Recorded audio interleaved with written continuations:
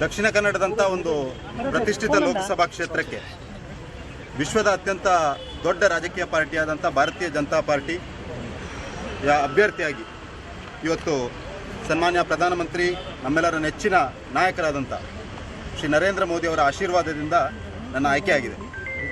ನಾನು ಈ ಸಂದರ್ಭದಲ್ಲಿ ಸನ್ಮಾನ್ಯ ಪ್ರಧಾನಮಂತ್ರಿಗಳಾದ ಶ್ರೀ ನರೇಂದ್ರ ಮೋದಿ ಅವರಿಗೆ, ಸನ್ಮಾನ್ಯ ಗೃಹ ಸಚಿವರಾದಂಥ ಶ್ರೀ ಅಮಿತ್ ಶಾ ಅವರಿಗೆ, ಸನ್ಮಾನ್ಯ ರಾಷ್ಟ್ರೀಯ ಅಧ್ಯಕ್ಷರಾಗಿರುವಂಥ ಶ್ರೀ JP ನಡ್ಡಾ ಅವರಿಗೆ, ಸನ್ಮಾನ್ಯ ರಾಷ್ಟ್ರೀಯ ಸಂಘಟನಾ ಪ್ರಧಾನ ಕಾರ್ಯದರ್ಶಿಗಳಾಗಿರುವಂಥ ಶ್ರೀ BL ಸಂತೋಷ್ ಅವರಿಗೆ, ನಮ್ಮ ರಾಜ್ಯದ ಮೇರು ನಾಯಕ ನಮ್ಮೆಲ್ಲರ ಮಾರ್ಗದರ್ಶಕರಾಗಿರುವಂಥ ಶ್ರೀ BS ಯಡಿಯೂರಪ್ಪನವರಿಗೆ, ನಮ್ಮ ರಾಜ್ಯದ ಅಧ್ಯಕ್ಷರು ಯುವಕರ ಕಣ್ಮಣಿ ಆಗಿರುವಂಥ ಶ್ರೀ BY ವಿಜಯೇಂದ್ರ ಅವರಿಗೆ, ರಾಜ್ಯದ ಸಂಘಟನಾ ಪ್ರಧಾನ ಕಾರ್ಯದರ್ಶಿ ಆಗಿರುವ ಶ್ರೀ GV ರಾಜೇಶ್ ಅವರಿಗೆ ಮತ್ತು ನಮ್ಮ ಜಿಲ್ಲೆಯ BJP ಅಧ್ಯಕ್ಷರಾದ ಶ್ರೀ ಸತೀಶ್ ಕುಂಪಲ ಅವರಿಗೆ, ನಮ್ಮ ಸನ್ಮಾನ್ಯ ಸಂಸದರಾಗಿರುವಂಥ ಶ್ರೀ ನಳಿನ್ ಕುಮಾರ್ ಕಟೀಲ್ ಅವರಿಗೆ, ಈ ಜಿಲ್ಲೆಯ ಶಾಸಕರುಗಳಾಗಿರುವಂಥ ಶ್ರೀ ಉಮಾನಾಥ್ ಕೋಟ್ಯಾನ್ ಅವರಿಗೆ, ಶ್ರೀ ರಾಜೇಶ್ ನಾಯಕ್ ಅವರಿಗೆ, ಶ್ರೀಮತಿ ಭಾಗೀರಥಿ ಮುರುಳ್ಳಿ ಅವರಿಗೆ, ಶ್ರೀ ಹರೀಶ್ ಪೂಂಜಾ ಅವರಿಗೆ, ಡಾಕ್ಟರ್ ಭರತ್ ಶೆಟ್ಟಿ ಅವರಿಗೆ, ಶ್ರೀ ವೇದವ್ಯಾಸ್ ಕಾಮತ್ ಅವರಿಗೆ ಮತ್ತು ಈ ಜಿಲ್ಲೆಯಿಂದ ವಿಧಾನ ಪರಿಷತ್ತಿಗೆ ಆಯ್ಕೆಯಾಗಿರುವಂಥ ಶ್ರೀ ಪ್ರತಾಪ್ ಸಿಂಹ ನಾಯಕರವರಿಗೆ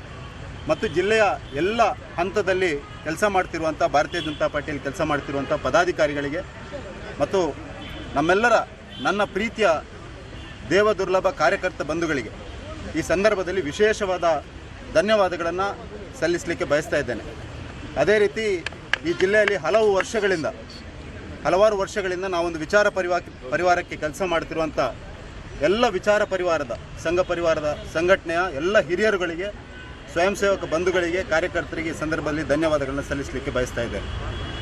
ನಾನಿವತ್ತು ಈ ತುಳುನಾಡಿನ ಮಣ್ಣಿನಲ್ಲಿ ವಿಶೇಷವಾಗಿ ನಾವು ದೇವರುಗಳನ್ನು ಆರಾಧನೆ ಮಾಡಿಕೊಂಡು ಬಂದಿರುವವರು. ಈ ಮಣ್ಣಿಗೆ ಆ ಶಕ್ತಿ ಇರುವುದೇ ದೇವರುಗಳಿಂದ. ಈ ಸಂದರ್ಭದಲ್ಲಿ ಈ ಮಣ್ಣಿಗೆ ವಿಶೇಷವಾಗಿ ಗೌರವವನ್ನು ಕೊಡ್ತಿರುವಂಥ ವ್ಯಕ್ತಿ ನಾನು.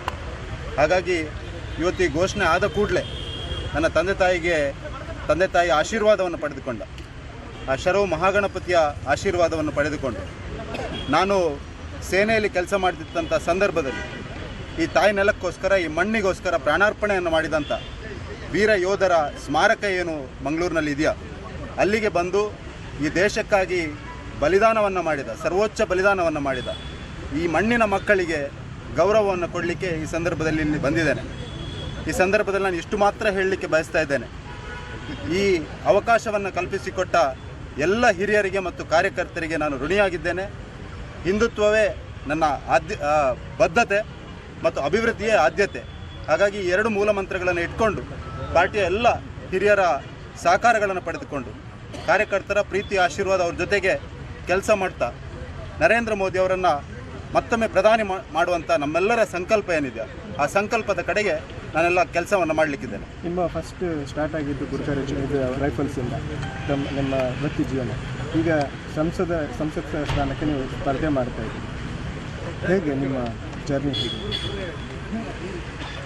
ಸೈನ್ಯದಲ್ಲಿ ಒಂದು 8 ವರ್ಷಗಳ ಕಾಲ ಶಾರ್ಟ್ ಸರ್ವಿಸ್ ಕಮಿಷನ್ನಲ್ಲಿ ಕೆಲಸವನ್ನು ಮಾಡಿದ್ದೆ. ಗೋರ್ಖಾ ರೆಜಿಮೆಂಟ್ನಲ್ಲಿ 8 ವರ್ಷಗಳ ಕಾಲ ಕೆಲಸವನ್ನು ಮಾಡಿದ್ದೆ.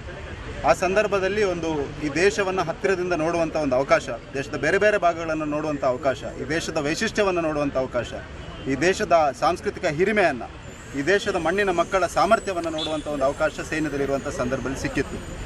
ತದನಂತರ ಮಂಗಳೂರಿಗೆ ಬಂದು ಭಾರತೀಯ ಜನತಾ ಪಾರ್ಟಿ ಅಂತ ಒಂದು ಅದ್ಭುತವಾದ ನಾಯಕತ್ವವನ್ನು ಹೊಂದಿರುವಂಥ ಮತ್ತು ಕಾರ್ಯಕರ್ತರನ್ನು ಹೊಂದಿರುವಂಥ ಪಾರ್ಟಿಯಲ್ಲೂ ಕೆಲಸ ಮಾಡಲಿಕ್ಕೆ ಅವಕಾಶ ಸಿಕ್ಕಿದೆ. ಹಾಗಾಗಿ ಇವತ್ತು ಒಂದು ದೊಡ್ಡ ಜವಾಬ್ದಾರಿಯನ್ನು ಪಾರ್ಟಿಯ ಹಿರಿಯರು ನನ್ನ ಮೇಲೆ ಹೊರಿಸಿದ್ದಾರೆ. ಆ ಜವಾಬ್ದಾರಿಯನ್ನು ಎಲ್ಲರ ಸಹಕಾರವನ್ನು ಪಡೆದುಕೊಂಡು, ವಿಶೇಷವಾಗಿ ಕಾರ್ಯಕರ್ತರ ಸಹಕಾರವನ್ನು ಪಡೆದುಕೊಂಡು, ಸಂಘಟನೆಯನ್ನು ಆಧಾರವಾಗಿಟ್ಕೊಂಡು ಕೆಲಸವನ್ನು ಮಾಡಲಿಕ್ಕೆ ಹೊರಟು.